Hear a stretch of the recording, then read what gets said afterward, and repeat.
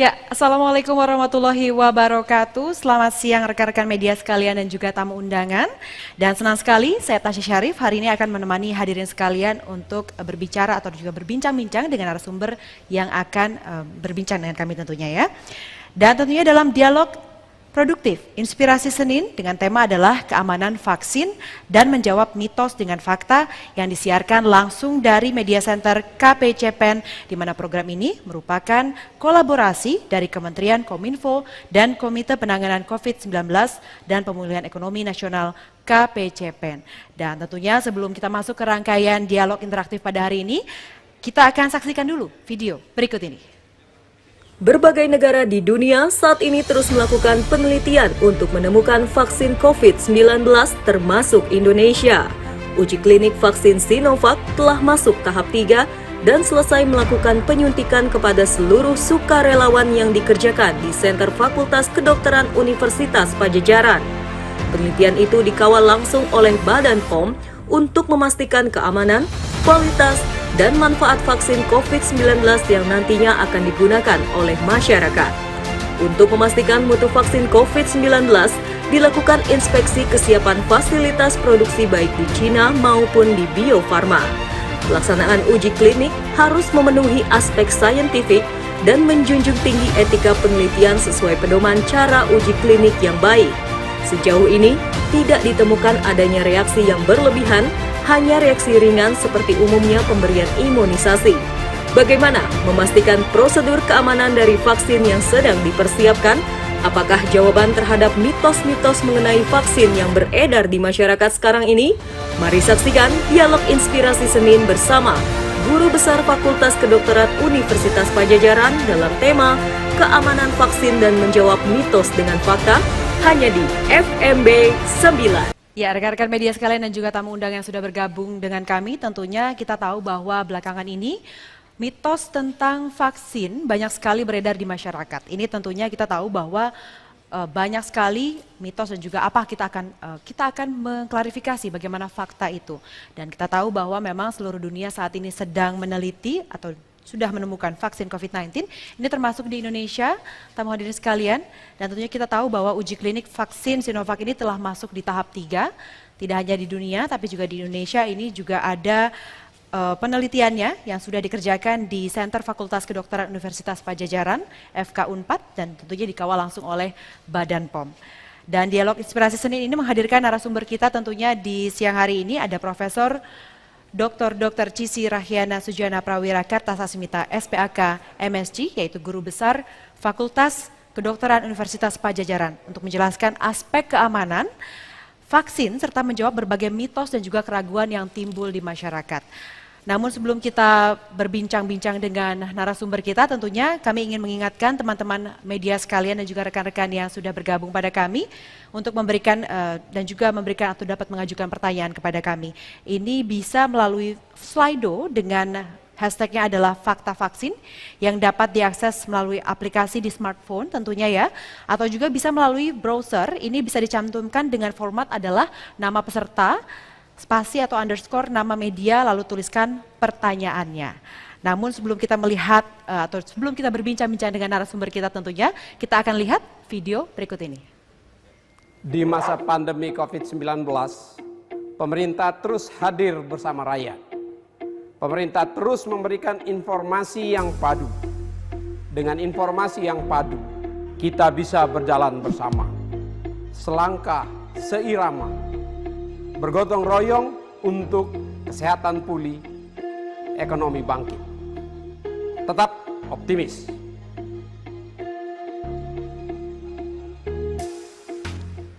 Ya, sudah bergabung bersama kami narasumber kita yaitu Profesor Dr. Cissy Rahyana Sujana Prawira Kartasasmita SPAK MSc. Halo, selamat siang Prof. Selamat siang, apa kabar? Baik, Alhamdulillah. Bagaimana kabarnya Prof? Sehat selalu ya? Sehat selalu, ya. Alhamdulillah. Baik, Prof. 3M Cissy. selalu. Ya, kita hari ini akan membicarakan atau berbincang-bincang mengenai keamanan vaksin dan menjawab mitos dengan fakta. Kita tahu Prof bahwa belakangan ini banyak sekali isu-isu dan juga mitos mengenai vaksin ini sendiri. Bagaimana penjelasan Prof Cissy? Untuk menjelaskan itu mungkin kita bisa melihat satu tayangan yang bisa dimulai. Apakah ada tayangannya? Kalau saya sih mitos-mitos terlalu banyak, jadi kita harus pandai-pandai memilihnya. Yang tidak masuk akal ya mungkin kita tinggalkan, dan terutama untuk mem-forward itu hati-hatilah. Kita harus jeli untuk membagikan informasi kepada yang lain gitu ya Prof ya. Profesor Cisis tentunya memiliki pemaparan untuk teman-teman media yang sudah bergabung pada kita. Silakan Prof, jika ingin ada yang disampaikan. Ya, apakah bisa ditampilkan slide-nya? Nah, ini yang akan saya sampaikan itu mengenai vaksin dan juga berbagai mitos dan apa jawabannya. Slide, silakan. Mungkin bisa dimulai dengan slide. Saya sendiri belum bisa melihat slide-nya. Apakah slide-nya bisa di-share? Ya, ini Bisa slide-nya dibagi? Prof mengenai vaksin, vaksinasi dan juga imunisasi. Ya, ya. Itu mengenai vaksin, vaksinasi dan imunisasi kita bisa lihat bahwa untuk vaksin itu apakah yang disebut vaksin? Nah, mungkin masih terjadi satu keraguan-raguan atau ketidaksamaan mengenai definisinya. Vaksin adalah zat yang sediaan yang mengandung antigen dari virus atau bakteri yang ingin kita dapatkan manfaatnya. Itu adalah vaksin. Vaksin itu adalah sediaannya yang mengandung antigen, bisa satu virus, bakteri, ataupun bisa sebagian, bisa yang mati, bisa yang hidup. Partikel-partikelnya atau mRNA, DNA-nya itu adalah vaksin. Vaksinasi adalah tindakan untuk memasukkan vaksin ke dalam tubuh manusia untuk mendapatkan reaksi, respon imun, menghasilkan antibodi, yaitu tindakannya. Imunisasi adalah proses yang terjadi di badan kita setelah kita mendapatkan vaksinasi. Vaksinasi memasukkan vaksin, respon imun, nah itu yang disebut imunisasi. Jadi suatu proses untuk mendapatkan imunitas. Ya. Slide kedua. Di sini kita ingin mengetahui kenapa kita perlu vaksin. Apakah vaksin itu bagus atau perlu? Vaksin adalah suatu sediaan yang bisa menghasilkan respon imun terhadap berbagai penyakit, terutama penyakit infeksi. Ada segolongan penyakit yang disebut penyakit yang dapat dicegah dengan imunisasi, PD3I. Itu ada lebih dari 20 macam vaksin untuk BCG, DPT, hepatitis, itu biasa diberikan pada bayi-bayi dari sejak lahir. Diberikan hepatitis B sampai dia umur 18 tahun ya anaknya, itu bisa dilihat di dalam rekomendasi vaksinnya. Kemudian yang kedua adalah bahwa kalau kita memberikan vaksinasi timbul imunitas pada bagian banyak orang, maka akan timbul yang disebut imunitas populasi atau herd immunity itu. Jadi orang-orang yang kita berikan vaksin, dia akan mempunyai imunitas tentu untuk diri dia sendiri. Tapi kalau jumlahnya banyak, mencapai suatu ambang tertentu, herd immunity itu akan melindungi yang lain. Jadi untuk bayi-bayi kecil atau orang-orang dengan gangguan imun yang tidak bisa diberikan vaksinasi, dia akan mendapatkan perlindungan juga. Yes. Slide selanjutnya. Kemudian kita akan dilihat juga di sini bahwa kalau aman atau tidak sih suatu vaksin. Vaksin itu dalam pembuatannya, makanya dulu sebelum ada pandemi ini lama 5-10 tahun, karena memang dia harus dicek dulu keamanannya dari mulai praklinik ya, pada sebelum masuk ke manusia itu dilakukan tes untuk keamanan ya. Jadi dilakukan dulu ketemu zatnya apa yang mau dibikin, kandidat vaksin namanya, bakal vaksin, kemudian dilakukan uji preklinik kimia dan di fisika di lab, kemudian disuntikan pada binatang. Itu juga tidak boleh sembarangan kita menyuntik binatang, harus aman, kemudian dilihat keamanannya dan juga mutunya, jadi kemampuan untuk menghasilkan antibodi pada binatang tersebut. Itu yang disebut praklinik. Kemudian sesudah itu baik, sudah aman, menuju ke clinical, uji klinik ya. Selanjutnya Uji klinik itu ada beberapa tahap, yaitu fase 1, sebelah kiri atas itu fase 1, di mana di situ dilakukan pada sejumlah relawan, biasanya nggak banyak, ya 20 sampai 100 paling. Kemudian untuk melihat keamanannya lagi, aman atau tidak, ada efek samping atau tidak, efek simpang atau enggak pada yang disuntikan itu. Kemudian dilihat dia menghasilkan zat imun, juga dilihat dosis mana yang cocok dan jarak berapa lama yang cocok itu. Nah, itu dilakukan di fase 1. Fase 1 aman, hasil mutunya baik, dosisnya tahu, dilakukan fase 2 pada jumlah yang lebih banyak, sampai 1.000 orang, kurang lebih 400 sampai 1.000 orang. Dilihat lagi keamanannya, menyebabkan kelainan enggak kalau jumlahnya lebih banyak orangnya. Nah, kemudian sudah aman, sudah imunogenesis, menghasilkan antibodi yang cukup, kemudian lakukan fase ketiga, baru boleh naik ke fase ketiga. Dan di fase ketiga ini dicek juga keamanannya pada jumlah orang yang lebih banyak, dengan multi center, multi etnik, ya. Kemudian juga dengan jumlah yang lebih banyak, dilihat lagi keamanan, apakah ada efek simpang yang ketemu kalau jumlah yang disuntiknya sudah banyak, ya. Di sini juga dilakukan penyuntikan vaksin dan bukan vaksin atau placebo. Dilihat kalau pada yang pakai vaksin, apakah dia mungkin ketularan penyakit itu, kalau pakai placebo tidak, ya.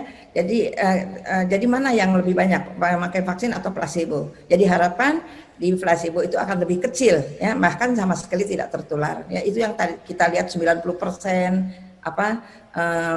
dia bisa memproteksi. Nah, ini jumlahnya jumlahnya sampai puluhan ribu, ya, sampai ada yang sampai 80.000 untuk relawannya. Nah, sesudah itu dia diberikan izin sama BPOM, diberikan izin sama regulator untuk dipakai. Nah, selama pemakaian pun dievaluasi lagi terus sampai kapanpun dia dipakai, dilihat keamanannya dan juga imunogenisitasnya, jadi efektifnya, ya, dia efektifnya, amannya, ya, efikasinya, itu semua dinilai terus menggunakan post marketing surveillance, ya. Slide. Nah, kalau kita lihat di sini, saya ingin menunjukkan saja kenapa bisa cepat sih kalau vaksin COVID, karena ini kan pandemi. Dalam keadaan yang normal, yang atas itu tahun 0, tahun 1, tahun 2 itu dilakukan berturut-turut dan lama, ya. Mereka juga waktu itu belum tahu teknologinya. Ya, sekarang teknologi udah maju, kemampuan udah maju, biaya juga ada, sehingga semua bisa dilakukan paralel. Ya, kita lihat yang bawah itu yang selama pandemi yang dilakukan itu paralel, ya.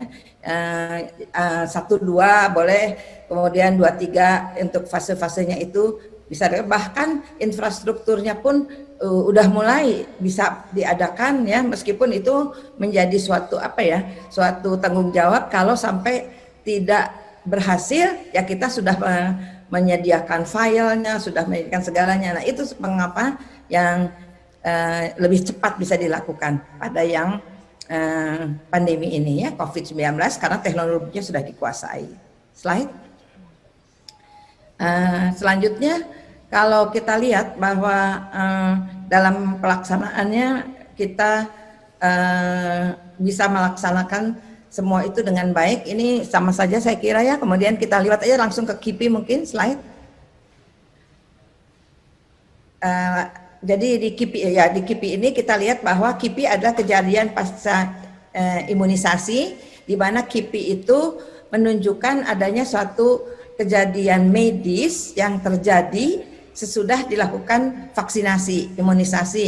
Jadi apapun kejadiannya, bisa ringan, bisa sedang, bisa berat. Kalau berat harus dilaporkan, kalau ringan sedang sih dicatat saja. Yang ringan sedang itu biasanya hanya kemerahan pada tempat suntikan, sakit, bengkak, kemudian demam, itu bisa 2-3 hari, bisa tanpa obat, bisa dengan obat. Tapi kalau dia berat, misalnya sampai ada shock atau sampai ada sesuatu yang kejang atau apa, meskipun tidak ada hubungannya dengan imunisasi, dengan vaksinasi, tidak ada hubungannya dengan vaksin, dalam penyuntikan, dengan tindakan, itu tetap harus dilaporkan ke Dinas Kesehatan. Di situ ada form diisi, kemudian nanti dipelajari oleh Komda KIPI dan Dinas Kesehatan, dan kemudian ditindaklanjuti. Umumnya adalah suatu yang kebetulan, coincidence, jadi tidak ada hubungannya. Ya, slide.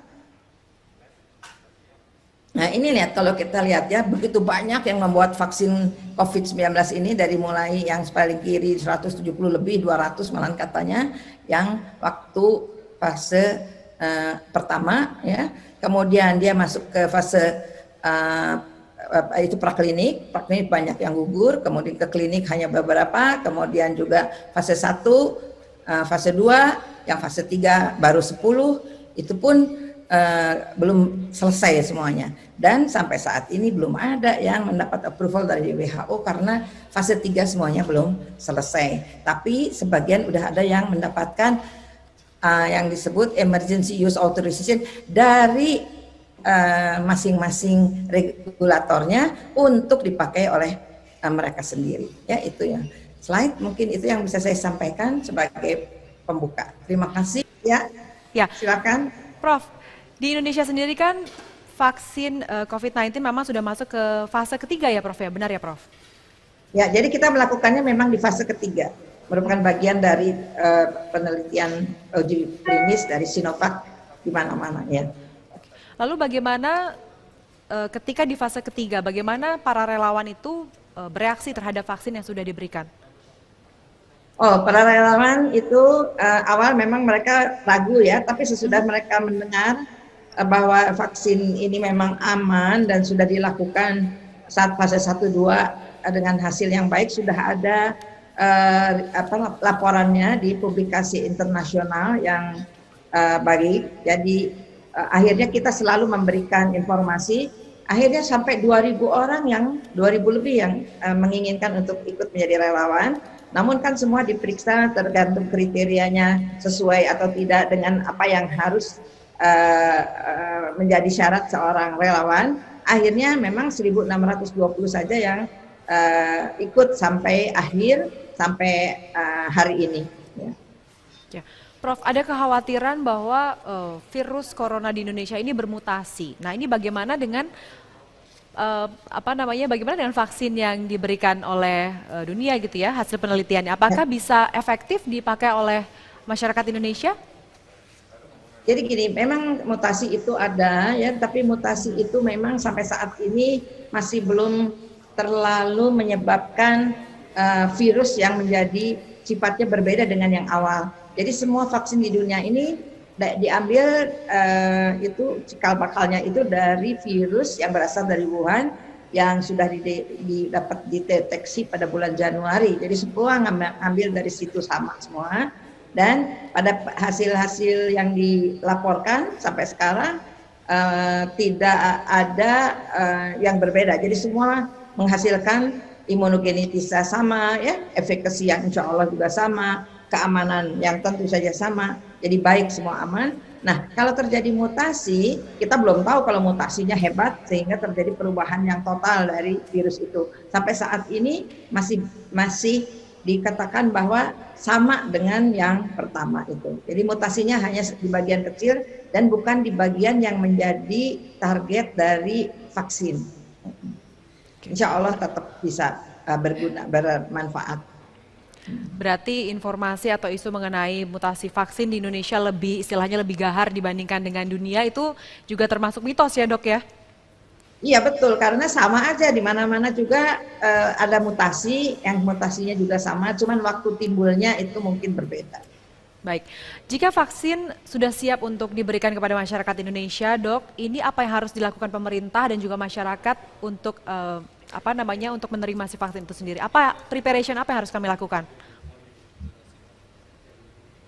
Ya, preparation pertama itu mungkin informasi sosialisasi, ya, kita berlomba dengan mitos-mitos, dengan info-info yang kurang tepat, kurang benar mengenai katanya efek samping, mengenai ADE, mengenai berbagai yang secara teori mungkin bisa terjadi, tapi telah terbuktikan dari sekarang sudah hampir 100.000 lebih mungkin relawan itu di dunia dan aman. Ada beberapa yang mengalami efek simpang tapi ringan, kemudian info-info atau berita-berita mengenai adanya yang meninggal, ada yang sakit berat, sakit punggung dan lain, itu ternyata tidak terbukti dalam uji itu. Waktu dilakukan penelitian Banyak yang ternyata itu adalah yang dapat placebo justru ya, dan juga ternyata kejadiannya tidak berhubungan sama sekali dengan vaksinasi. Nah itu yang harus diinformasikan oleh media, oleh Kominfo ke masyarakat sehingga masyarakat merasa tenang. Kemudian juga pemberiannya itu mungkin tidak bisa sekaligus, bertahap. Kenapa? Jadi jangan sampai kita memang memberikan pada nakes dengan alasan nakes memang yang paling depan, yang paling perlu. Jadi jangan sampai orang lain kenapa merasa bahwa dirinya kenapa tidak diberikan sekarang, kenapa nakes. Ada yang berpendapat, oh nanti diberikan dulu, nanti tidak aman. Tidak ya, semua itu harus diinformasikan. Kenapa harus bertahap? Karena jumlah vaksin tidak banyak di seluruh dunia untuk 7 miliar manusia ini bisa dihasilkan sekaligus. Kita kan mendapat sebagian dari Sinovac yang sudah selesai, sudah jadi, sudah tinggal diberikan. Kemudian nanti Bio Farma mendapat bulknya, jadi bahan yang untuk itu semua dijelaskan kenapanya, sehingga masyarakat, oh begitu. Hasil penelitian kemarin masih ada 30% kayaknya yang ragu, yang belum mau ya. Mudah-mudahan nanti pada saatnya kita bisa dilakukan vaksinasi yang kita juga belum tahu kapan, karena vaksinnya juga katanya mau datang, nggak tahu belum tahu kapan datangnya. Kemudian harus ada pemeriksaan oleh Badan POM dan kalau di Indonesia MUI tentunya. Kalau Badan POM udah oke, udah bilang vaksinnya bagus, silahkan dipakai, MUI bilang udah halal, apalagi yang ditunggu. Mudah-mudahan masyarakat bisa menerimanya dengan baik, sehingga kita bisa mencapai 70% herd immunity minimal, itu 70%, sehingga yang tidak bisa divaksin pun bisa terlindungi ya. Jadi itu yang kita inginkan, semoga kita itu siap, jangan sampai menolak.